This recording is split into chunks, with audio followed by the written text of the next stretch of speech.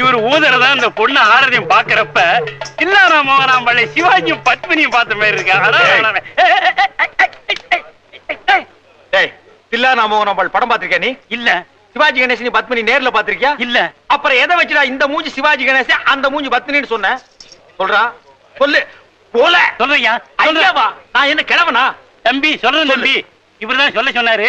ஆட்டம் நடக்கிற ஊருக்கெல்லாம் வா, 10 ரூபா தர்றேன், இந்த மாதிரி போலந்து பேசி அதுலயும் அந்த தவுலுக்காரன் காதல் விடுற மாதிரி சொல்லு, அப்படிதான் சொல்ல சொன்னாரு. நீ போ. ஏன் உனக்கு இந்த வேலை? நீ வாங்குற இந்த 10-5 பிச்சைக்கு இது தேவைதானா? ஒரு விளம்பரம்.